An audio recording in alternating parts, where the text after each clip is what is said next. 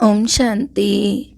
आज 7 दिसंबर की मुरली है, प्रातः मुरली। ओम शांति। बाप दादा मधुबन से मीठे प्यारे प्राणेश्वर प्रिय पिता कहते हैं, मीठे बच्चे, दिल वाला बाप आया है तुम बच्चों के दिल लेने, इसलिए साफ दिल बनो। प्रश्न है, सतयुगी पद का मदार मुख्य किस बात पर है? उत्तर है पवित्रता पर। मुख्य है ही पवित्रता। सेंटर पर जो आते हैं उनको समझाना है। अगर पवित्र नहीं बनेंगे तो नॉलेज बुद्धि में ठहर नहीं सकती है। योग सीखते सीखते अगर पतित बन गए तो सब कुछ मिट्टी में मिल जाएगा। अगर कोई पवित्र नहीं रह सकते तो भले क्लास में ना आए, परवाह नहीं करनी है। जो जितना पढ़ेंगे पवित्र बनेंगे उतना धनवान बनेंगे। गीत है, आखिर वह दिन आया आज। ओम शांति। ओम शांति। रूहानी बच्चे जानते हैं कि अभी वह दिन फिर आया है। कौन सा दिन? यह तो सिर्फ तुम बच्चे जानते हो कि भारत में फिर से स्वर्ग के आदि सनातन देवी देवता धर्म स्थापन होने का दिन आया और वह स्वर्ग स्थापन हो रहा है, अर्थात लक्ष्मी नारायण का राज्य स्थापन हो रहा है। तो बच्चों को कितनी खुशी होनी चाहिए। जिस पतित पावन बाप को हम पुकारते हैं वह आया हुआ है। वही लिबरेटर गाइड अथवा दुख हरता सुख करता है। एक बार लिबरेट किया फिर फंसे कैसे, यह किसको भी पता नहीं। यह पत्थर बुद्धि मनुष्य को समझाने में कितनी मेहनत लगती है। ड्यूटी भी देखो कैसी रखी है। मूत पलिती कपड़ों को आकर साफ करो। आत्मा और शरीर दोनों पवित्र तो देवताओं के ही है ना। फिर रावण राज्य में शरीर तो किसी का भी पवित्र हो ना सके, शरीर तो पतित ही है ना। इन सब बातों को कोई नहीं जानते। बाबा कहते हैं करके आत्मा कुछ पवित्र है तो प्रभाव निकलता है, परंतु फिर भी पतित तो बनना ही है ना। बेहद का बाप पतित पावन आकर कहते हैं, यह 5 विकार शैतान है, इनको छोड़ो। अगर मेरी नहीं मानेंगे तो तुमको धर्मराज तंग करेंगे। तुम ऑलमाइटी ऑथोरिटी का कहना नहीं मानते हो तो धर्मराज बहुत कड़ी सजा देंगे। बाबा आया हुआ है पावन बनाने। तुम जानते हो हम ही पावन देवी देवता थे, अब हम ही पतित बने हैं तो अब फट से वह छोड़ देना चाहिए। देह अभिमान भी शैतान की मत है, वह भी छोड़ना पड़े। पहले नंबर का जो विकार है वह भी छोड़ना पड़े। वह दिन भी आएगा जो बाप के साथ इस सभा में कोई पतित बैठ नहीं सकेगा तो किसको भी अलाउ नहीं करेंगे। मूत पलिती को निकालो बाहर, इंद्र सभा में आने नहीं देंगे। फिर भल कोई कितना भी करोड़पति हो या क्या भी हो, सभा में आ ना सके। बाहर में भल उनको समझाया जाता है, परंतु बाप की सभा में अलाउ नहीं किया जाता। अभी अलाउ किया जाता है भीति के लिए, फिर नहीं। अभी भी बाबा सुनाते हैं, कोई पतित आकर बैठे हैं तो बाबा को अच्छा नहीं लगता है। ऐसे बहुत हैं जो छिपकर आकर बैठ जाते हैं। ऐसे ऐसे को बहुत सजा खानी पड़ेगी। मंदिर के ठिकानों पर सब जाते हैं, बिगर स्नान किए तो कोई जाता नहीं है ना, परंतु वो तो स्थूल शरीर का स्नान है। यह तो ज्ञान स्नान करना है, तो इसमें फिर शुद्ध होना पड़े। कोई मांसाहारी भी आ नहीं सकते। जब समय आएगा तो बाबा स्ट्रिक्ट हो जाएगा। दुनिया में देखो भक्ति का कितना जोर है। जो अधिक शास्त्र पढ़ते हैं वह शास्त्री का लक़ब लेते हैं, तो टाइटल ले लेते हैं ना। जो शास्त्र पढ़ते हैं शास्त्री कहलाते हैं। तो तुम अब संस्कृत आदि सीख कर क्या करेंगे? अब बाबा तो कहते हैं यह सब कुछ भूल जाओ। ये शास्त्र वास्त्र संस्कृत भाषाओं में लिखी हुई ये सब भूल जाओ। बाबा ने कहा सिर्फ एक बाप को याद करो, साधारण तरीके से याद करो, क्योंकि बाबा बिल्कुल साधारण है, उनको संस्कृत की आवश्यकता भी नहीं है। तुम पवित्र बन विष्णुपुरी के मालिक बन जाएंगे। जब इस बात को अच्छी रीति समझ जाएंगे तो यह शास्त्र आदि सब भूल जाएंगे। यह जो पढ़ाई पढ़कर बैरिस्टर आदि बनते हैं उन सबसे ऊंची पढ़ाई यह है जो परमात्मा नॉलेज आकर पढ़ाते हैं ना। इनको कहते भी हैं पतित पावन आओ, परंतु यह नहीं जानते कि हम पतित हैं। बाप को यह समझाते रहते। सत्यु को कहते हैं राम राज्य, कलयुग को कहते हैं रावण राज्य। इस समय सब पतित हैं। पावन देवी देवता तो मंदिरों में पूजे जाते हैं और उनके आगे पतित जाकर माथा टेकते हैं। इससे यह सिद्ध हुआ कि वह पवित्रता में सबसे ऊंचे हैं। तो बाबा कहते हैं वो तो सन्यासियों से भी ऊंचे हैं। सन्यासियों का मंदिर थोड़े ही बनता है। अब जब तमो प्रधान भक्ति में चले गए हैं तब उनका चित्र रखते हैं। उनको कहा जाता है तमो प्रधान भक्ति। भक्ति भी एक सतो प्रधान है, एक तमो प्रधान। इस समय की भक्ति बिल्कुल तमो प्रधान है। मनुष्यों की बुद्धि पाप बुद्धि है। भक्ति करते करते भी पाप मन में चलता रहता है। इसलिए बाबा ने ये बातें समझाई। तो मनुष्य की पूजा 5 तत्व की पूजा है। मनुष्य को ही पूजने लगे, पतियों की पूजा होने लगी, गुरुओं की पूजा होने लगी। तो बाबा ने कहा यह भक्ति भी तमो प्रधान कहलाती है। जब सतो प्रधान भक्ति थी तो एक की पूजा होती थी, वो था स्वयं शिव, तो उनको ही पूजा जाता था। अव्यभिचारी भक्ति, देवताओं को ऐसा उसने ही बनाया, तो पूजा भी होनी चाहिए ना एक ही की। जिसने देवता पैदा किए उसकी पूजा होनी चाहिए, ना कि देवताओं की। परंतु यह भी ड्रामा बना हुआ है। तो सतो प्रधान सतो रजो तमो में तो सबको आना ही है। यहाँ भी ऐसे ही है ना। फिर बाबा ने कहा कोई सतो प्रधान बन जाते हैं, कोई फिर देखो रजो तमो में होते हैं। तो बाबा कहते हैं सतयुग में फर्स्ट क्लास सफाई रहती है। वहाँ तो शरीर का भी मूल्य कोई रहता नहीं है। बिजली पर रखा जाता है खल्लास। ऐसे कोई रोध होकर नहीं वो करते। इलेक्ट्रिक पावर से उसको जलाया जाता है अगर बॉडी शरीर छूट गया तो। ऐसे नहीं हड्डियां कोई नदी आदि में जाकर डालेंगे, ऐसे भी नहीं शरीर को कहाँ उठा कर ले जाएंगे, वहीं का वहीं समाप्त करते हैं। यह तकलीफ की बात होती ही नहीं है। बिजली में डाला खल्लास। यहाँ शरीर के पिछाड़ी देखो कितना मनुष्य रोते रहते हैं, याद करते रहते हैं, ब्राह्मण खिलाते हैं। वहाँ यह कोई बात ही नहीं होती है, सब ढकोसले नहीं होते वहाँ पर। तो बाबा ने कहा बुद्धि से काम लेना होता है। वहाँ क्या क्या होगा स्वर्ग में देखो फिर क्या, यह है ही नर्क, झूठ खंड है तब गाया हुआ है। यहाँ देखो झूठी माया झूठी काया है। फिर बाबा कहते हैं कि गवर्नमेंट कहती है गौ कोष बंद करो, गायों को मारना बंद करो। उन्हों को लिखना चाहिए पहला कोष है बड़ा भारी। यह कोष जो 1-2 पर काम कटारी चलाना बंद ही नहीं करते हैं, ये काम कटारी जो चलाते हैं कुदृष्टि रखते हैं, यह सबसे बड़ा कोष है, पाप है, हत्या है। इसको बंद करो तुम। यह काम महाशत्रु है, आदि मध्य अंत दुख देते। उस पर ही जीत पहनो। तुम पवित्र बनो तो पवित्र दुनिया के मालिक बनेंगे। वहाँ देखो देवताओं का न्यू ब्लड है सतयुग में। वह कहते हैं बच्चों का न्यू ब्लड होता है, परंतु यहाँ नया ब्लड कहाँ से आया? यहाँ पुराना ब्लड है। सतयुग में जब नया शरीर मिलेगा तब नया ब्लड मिलेगा। तो बाबा कहते हैं नए ब्लड वाला शरीर तो सतयुग में जाकर बनेगा। यह शरीर भी पुराना तो ब्लड भी पुराना हो गया। अब इनको छोड़ना है और पावन बनना है। सो तो बाप के सिवाय कोई बना ना सके। सबका धर्म अलग अलग है और हर एक को अपने धर्म का शास्त्र पढ़ना है। संस्कृत में मुख्य है ही गीता। बाबा कहते हैं मैं संस्कृत थोड़ी सिखाता हूँ, जो भाषा यह ब्राह्मण जानता है मैं उसमें ही समझाऊंगा। तो बाबा ने कहा जो भाषा ब्रह्मा बाबा की है अपनी असली भाषा, उसी में मैं तुम्हें समझाऊंगा। मैं अगर संस्कृत में सुनाऊं तो यह बच्चे कैसे समझेंगे? यह कोई देवताओं की भाषा नहीं होती है। कभी कभी बच्चियां आकर वहाँ की भाषा बतलाती हैं। यह भाषाएं सीखने से शरीर निर्वाह अर्थ कोई लाख कोई करोड़ कमा लेते हैं। यहाँ तुम कितनी कमाई कर रहे हो? तुम जानते हो कि सतयुग में हम महाराजा महारानी बनेंगे। जितना जास्ती पढ़ाई पढ़ेंगे बाबा की पढ़ाई, उतना जास्ती धनवान बनेंगे। गरीब और साहूकार में तो बहुत फर्क होता है ना। फिर बाबा कहते हैं सारा मदार किस पर है? पवित्रता पर है।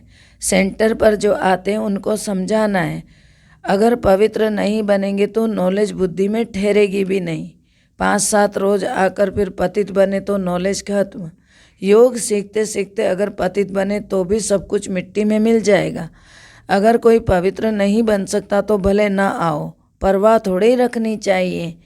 जन्म जन्मांतर के पापों का बोझा सिर पर है, 100 बिगर याद कैसे उतरेगा। गाया भी हुआ है, सेकंड में जीवन मुक्ति, जो बाप कहे सो करना है। सारी दुनिया बुलाती तो है पतित पावन आओ। हम पतित हैं परंतु पावन कोई बनता ही नहीं है, तो वापस भी कोई जा नहीं सकता। वे लोग ब्रह्म को परमात्मा समझकर याद करते हैं। ये ज्ञान की तो देखो, किसी को ज्ञान किसी को नहीं तो फिर परमात्मा क्या है, तो फिर फायदा भी क्या हुआ। ब्रह्म कोई परमात्मा थोड़ी है, न ब्रह्म में कोई लीन हो सकता है। फिर भी पुनर्जन्म में तो सबको आना ही पड़ता है, क्योंकि आत्मा अविनाशी, आत्मा कभी मरती जलती करती नहीं है, इसलिए सभी को पुनर्जन्म में आना जरूर है। ब्रह्म में लीन माना ब्रह्म में कोई जाकर समा नहीं जाता है, वापस धरती पर जन्म लेना पड़ता है। वह समझते हैं बुद्ध वापस चला गया, परंतु बुद्ध कहीं वापस नहीं गया, यही दोबारा जन्म हो चुका है उसका। परंतु उसने जो स्थापना की थी वो जरूर पालना भी करेंगे, नहीं तो पालना तब कौन करेंगे। वह वापस कैसे जा सकते हैं। तुम ऐसे थोड़ी कहते हो कि हम मुक्ति में जाकर बैठ जाएं। तुम जानते हो हम अपना धर्म स्थापन कर रहे हैं, फिर करेंगे ना। वह पावन धर्म था, अब पतित बन पड़े हैं, आएंगे भी वही जो इस धर्म के होंगे। यह कलम लग रहा है, सबसे मीठे ते मीठा झाड़ स्वर्ग का, यह देवी देवता धर्म का कलम लग रहा है, तो इसकी स्थापना का कार्य हो रहा है। शास्त्र आदि जो भी बनाए हुए हैं ना, ये सब भक्ति मार्ग के लिए एक बाबा का ही गायन है, जो आकर मनुष्य से देवता बनाते हैं। तो ऐसे बनाने वाले बाप को कितना अच्छी रीति याद करना चाहिए। यह भी जानते हैं कि ड्रामा अनुसार भक्ति मार्ग को भी तो चलना ही है। वास्तव में सर्व का सद्गति दाता एक है, तो पूजा भी तो एक ही करनी चाहिए ना। देवी देवता जो सतो प्रधान थे वही फिर 84 जन्म भोग कर तमो प्रधान बने, अब फिर सतो प्रधान बनना है। सो सिवाय बाप की याद के तो बन नहीं सकते हैं, ना किसी के बनाने से में ताकत है, तो सिवाय बाप के और कोई की ताकत नहीं जो सतो प्रधान बना दे। तो याद भी एक को ही करना है, यह अव्यभिचारी याद है। कई लोग अनेकों जगह पूजा पाठ करते बोलते एक ही बात है, लेकिन भगवान कहता है 10 जगह माथा टेकोगे तो 10 लोगों से लोगे क्या, एक ही देगा ना, तो एक ही को याद करो फिर। तो बाबा कहते हैं कि यह याद तो देखो अव्यभिचारी याद है, अनेकों को याद करना यह तो व्याभिचारी याद हुआ ना। सबकी आत्मा जानती है कि शिव हमारा बाप है, इसलिए सब तरफ जहाँ भी देखो शिव को पूजते हैं। देवी देवताओं के आगे भी शिव को रखा जाता है। वास्तव में देवताएं तो पूजा करते नहीं हैं, गायन भी है, दुख में सिमरन सब करे, सुख में करे ना कोई। फिर देवता पूजा कैसे करेंगे, वह है रॉन्ग। झूठी महिमा थोड़ी दिखानी चाहिए। शिव बाबा को जानते ही कहाँ है, जो याद करें वह चित्र उठा देना चाहिए। बाकी पूजा करने वाले सिंगल ताज वाले दिखाने चाहिए। तो साधु संत किसको भी लाइट का ताज नहीं है, इसीलिए ब्राह्मणों को भी लाइट का ताज नहीं दिखा सकते। जिनका ज्ञान पूरा ध्यान है वह करेक्शन करते रहेंगे। अब भूल तो कोई बना ही नहीं, भूलें तो सभी से होती रहती है। त्रिमूर्ति का चित्र भी देखो कितना अच्छा है, यह बाप यह दादा। बाबा कहते हैं तो मुझे याद करो, यह बन जाएंगे। देही अभिमानी बनना है। आत्मा कहती है मेरा सिवाय एक बाप के और किसी में ममत्व नहीं है।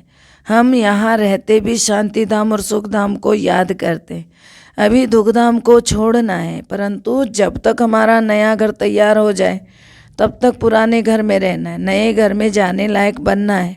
आत्मा पवित्र बन जाएगी तो फिर घर चली जाएगी।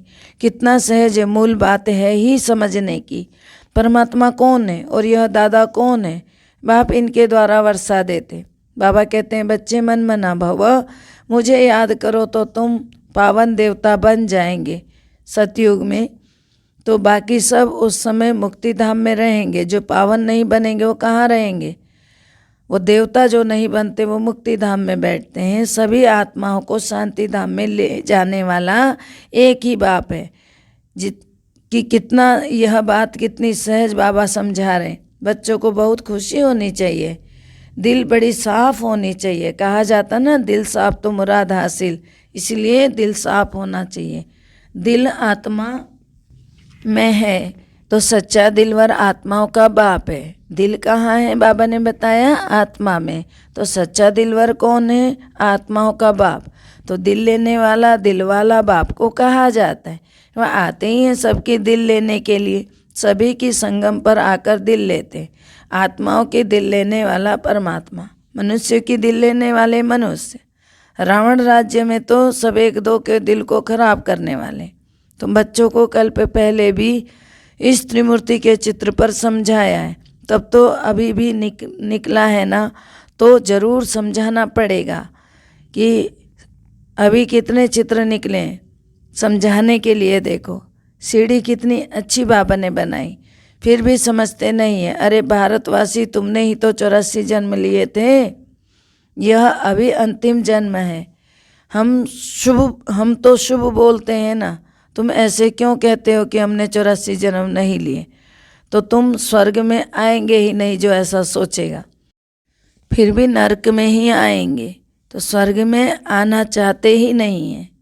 तो बाबा कहते हैं भारत ही स्वर्ग था और स्वर्ग बनना भी भारत है। यह तो देखो हिसाब है समझने का। महारत ही अच्छी तरह समझ सकते हैं। सर्विस करने का उल्लास रखना चाहिए। हम जाकर किसको दान दें? धन होगा ही नहीं तो दान देने का ख्याल भी नहीं। पहले पूछना चाहिए कि क्या आस रख कर आए हो दर्शन की। यहाँ बात नहीं है बेहद के बाप से बेहद का सुख लेना है। दो बाप है ना, बेहद के बाप को सब याद करते। बेहद के बाप से बेहद का वर्षा कैसे मिलता है, सो आकर समझो। यह भी समझने वाले ही समझेंगे। राजा ही लेने वाला होगा तो फट समझ जाएगा। यह तो बाप कहते हैं घर बैठे काम काज करते हैं, सिर्फ बाबा को याद करो। तो याद करने से ही पाप मिट जाएंगे, बाबा ने कहा। अच्छा, मीठे मीठे सिकिलदे बच्चों प्रति माता पिता बाप दादा का याद प्यार और गुड मॉर्निंग। रूहानी बाप की रूहानी बच्चों को नमस्ते। हम रूहानी बच्चों की रूहानी बाप दादा को दिल व जान से, सिक व प्रेम से याद प्यार, नमस्ते, गुड मॉर्निंग, ओम शांति।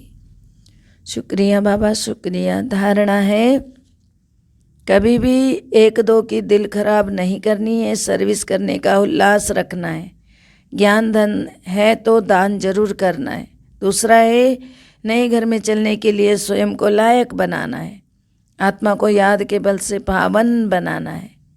मीठे प्यारे बाबा का वरदान है स्वस्थिति द्वारा सर्व परिस्थितियों को पार करने वाले निराकारी अलंकारी भव। अर्थ है जो अलंकारी हैं वे कभी देह अहंकारी नहीं बन सकते।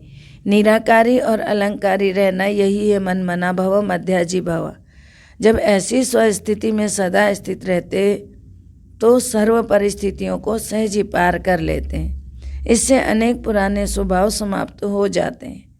स्व में आत्मा का भाव देखने से भाव स्वभाव की बातें समाप्त हो जाती हैं और सामना करने की सर्वशक्तियाँ स्वयं में आ जाती हैं। इसलिए हर एक को क्या देखना चाहिए? आत्मा देखना है, शरीर नहीं देखना है। खुद को भी आत्मा समझना है। खुद को आत्मा समझकर सामने वाले को भी आत्मा समझकर चलना है। स्लोगन है संकल्प का एक कदम आपका तो सहज योग के 1000 कदम बाप के। संकल्प का एक कदम आपका तो सहज योग के 1000 कदम बाप के। ओम शांति। सबका भला हो, सब सुख पाएं, सब परमात्मा से जुड़ जाएं। सबका भला हो, सब सुख पाएं, सब परमात्मा से जुड़ जाएं। सबका भला हो, सब सुख पाएं, सब परमात्मा से जुड़ जाएं। ओम शांति।